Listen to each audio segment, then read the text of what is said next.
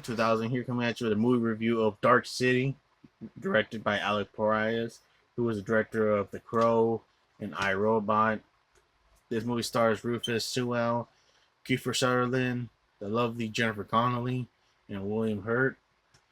This is a really good movie, and I heard about this movie years ago, but I didn't really get to check it out. But I got this in a movie hall when I picked up movies from the thrift store, and I got this one, and this was a blind watch for me because I never saw it. But I heard things about it, but I never checked it out. I finally got to check it out, and this was a really good movie because I got to see this like a couple weeks ago, and this was a good fucking movie, man. I highly recommend folks to check this one out. It's freaky and stuff, and you get like all this crazy shit, and then you get like this bullshit double disc crap, which it's for widescreen and full screen, but I don't know why they just didn't do one side. You have all this double sided bullshit, which I hate that. I felt like it works for double feature, like you're doing like a was it a second half, first half of a movie, but hate when it's just only for the fucking widescreen and full screen. Like, can you just put that as an option to watch it? It's the same damn screen. Damn, I hate. That's the thing I hate in DVDs is those double-sided crap. But fuck that.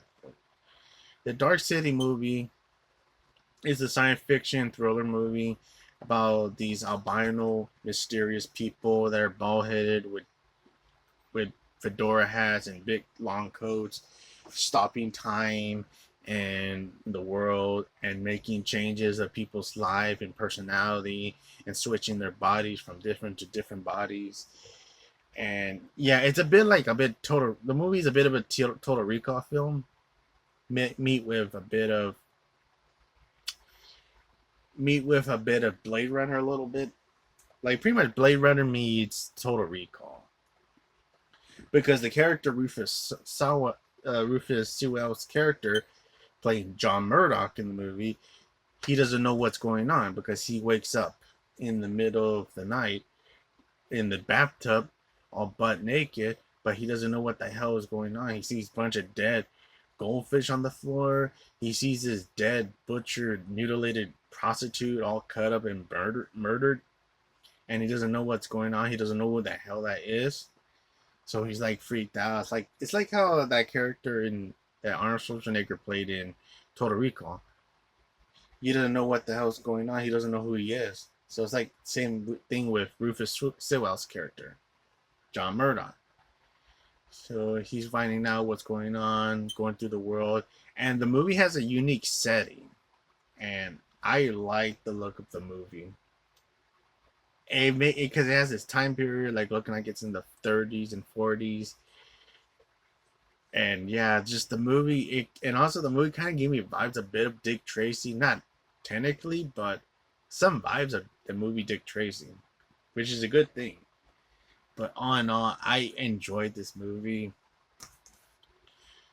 Kiefer Sutherland plays Rufus Sewell's character, doctor, psychiatrist character that helps him out throughout the movie. He also helps out the albino creepy people because he promised to give them some drugs, and he's in behind it to help them out. So he sees them, and Rufus Sewell's character sees them because he was given a drug that was mixed to his bloodstream and an injection that Kiefer Sutherland was going to give him. So that's why he sees them, because when they pause time, everybody freezes and they go to sleep. So they can switch things, but Rufus Sewell and Kiefer Sutherland are the only ones that sees them. And he tries to help him out. It's a bit of a cheesy role for Kiefer Sutherland because he says some goofy shit throughout the movie, but I do like him in the movie. I like Kiefer Sutherland. I liked him in Lost Boys. I liked him in Phone Booth. I liked him in Stand By Me. He was pretty good as he was a pretty scary character in that Eye for an Eye movie with Sally Field. But I like Kiefer Sutherland. He's a good actor. And also his wife, Rufus Sewell's wife in the movie is played by Jennifer Connelly, the lovely Jennifer Connelly. Damn, she's still smoking. She is really good. She looks good, man. She's smoking hot in this movie. And still to this day, she is. She still looks good, man, for her age. Like she still does. She looks like she doesn't age. Like she still looks the same. And I'm impressed with her doing that. Like looking at her age, like looking the same. None of that plastic surgery bullshit. Like how Courtney Cox fucked herself over that bullshit.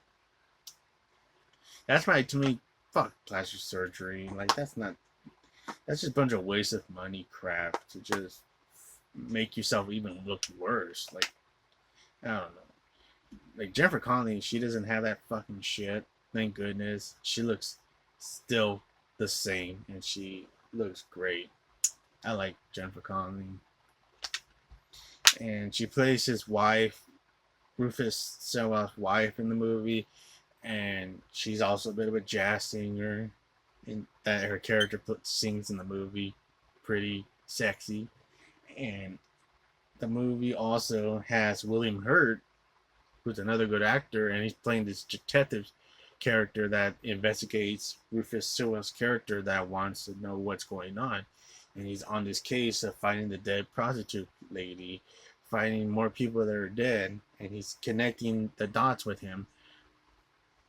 And he doesn't know what's going on with the true story. So he's going after Rufus Sewell's character. And until he investigates by talking with his old partner that was retired from mental problems, talks to him, telling him that it's not Rufus Sewell's fault. He's been mind fucked by these albino people with this drug that the doctor, Kiefer Sutherland's character, gave him. So that's why he can see these albino people. And it was them that are doing these killings and these mysterious murders. And one leads to another. He starts talking with Jennifer Connelly's character.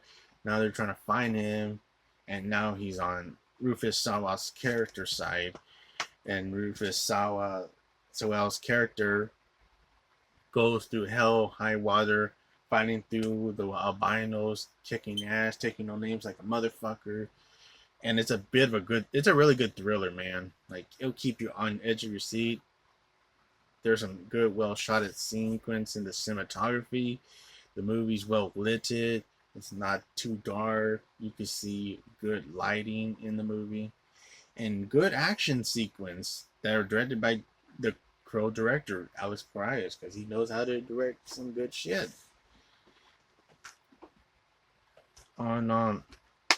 They find Rufus Sewell's character, saves him, go to his uncle. Turns out his uncle is a jackass and a traitor, betraying him, letting the albinos know where his tracking is, and they want to go after him, but they kill the uncle, and then they go into this different world that goes into the albinos people's world, where it's all futuristic, floating lights around them, like it looks like something out of Star Wars and shit. Like it looks trippy. And the movie goes on where they're trying to escape, but they hit this portal, and this part does kind of suck because they kill William Hurt's character off in this scene, which I was starting to grow to like his character, because his character kind of comes off as a bit of a dick in the first half, because he's kind of like playing a bit of a dickhead cop, but when you're starting to see him have an arc where he's starting to get to know what's going on with Rufus Sewell's characters, like his problem and what's going on with these albino people. Now he knows what's going on and he's on his side. And you're starting to like him, but it sucks when his character gets killed, because his character gets sucked out of a vacuum compartment where he's like fighting one of the albino people and trying to save Jennifer Connelly and Rufus Sewell's character, but this shaft just opens wide and few of them fly. Even William Hurt's character flies out, and that's how he dies. He flies into space, and you also get the twist that this world that they've been living in was not Earth. It was this it's like this cube that looks like a bit of like a, sort of looked like a Death Star, but they're like in this giant tube. It was never Earth, and that's why everything looks repeated the same and the same, because it's not Earth. It's not comparing to all different kind of countries. It's the same looking there because it's the same city looking like New York City, but like this just only like the same. That's it. So like that's the twist, that they've never been. They were not in Earth the whole time. They were in this giant cube Death Star kind of world. And yeah, it sucks when Hurst's character dies, but Rufus Sewell's character and Jennifer Connelly have to make it out, and they're trying to. And then they get brought into this meeting with the albinos, especially the albinos leader, trying to take over the Metropolis world, and trying to like change everything and destroy the civilization. But Rufus Sewell's character, John Murdoch, has their powers, and he starts. And then this is when the movie gets crazy, where you see this big final battle between the leader of the albinos and John Murdoch, where they're gonna float, and then they start throwing shit at each other like it's a superhero movie, well shot movie. And ironically, it uses the music that X Men movie trailer, that the X-Men movie from 2000, the first one. Well, the trailer had a really cool music where it goes do do do do do do do. Well, that's the same music that was used in this one, and it was actually the Dark City theme song. I'm like, holy shit. I was like listening to the music. I'm like, holy shit. That's the music for the X-Men 2000 trailer. They used the Dark City music. Like, fucking shit. And it felt like a superhero movie at the end, because they had like this badass finale where Rufus Sewell's character is like kicking ass, throwing shit, having this air sucked all the albinos out into the space, and going with this explosion on the city, and just fucking fast paced shit. Like, better fucking finale than Glass, because Glass had a depressing piece of shit finale that I was so mad at that ending. This ending was better. This is the ending I wanted to see Glass. This is the what ending I wish Glass had. But yeah, really cool, well shot at cinematography. The music is good. It fits the scene. It makes this music even makes the scene really intense and fucking crazy. And of course, the albino leader is thinking that he's gonna destroy Rufus Sewell's character, but no.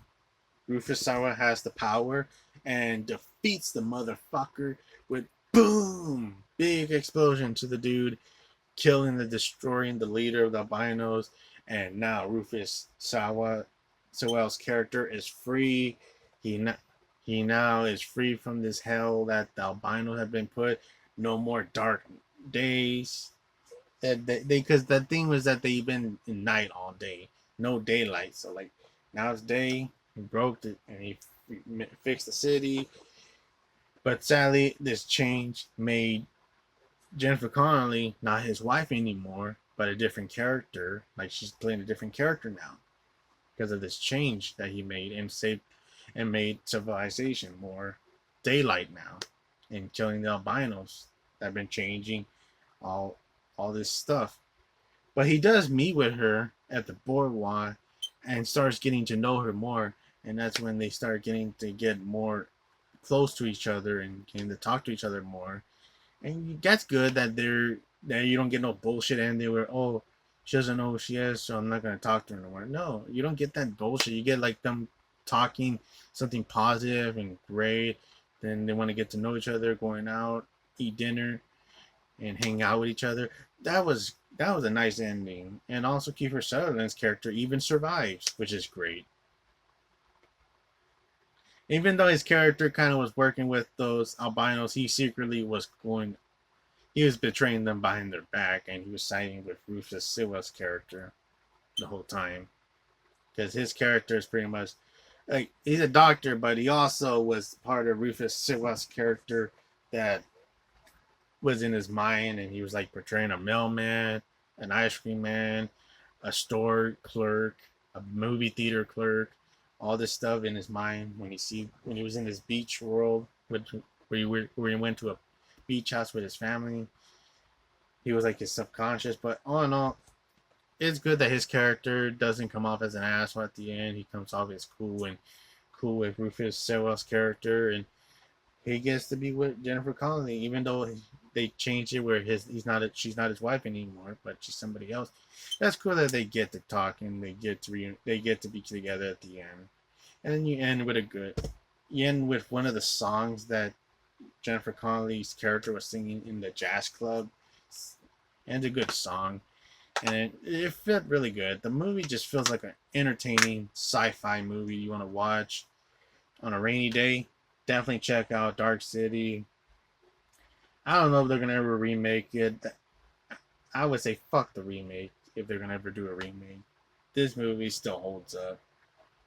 It was my first time seeing it, and I think this movie does not need a remake. I feel like it was a big surprise, and it gave you a good finale. That's fucking epic and great music in it. But thanks for watching, folks. Have a good day, everybody. Take care. Bye.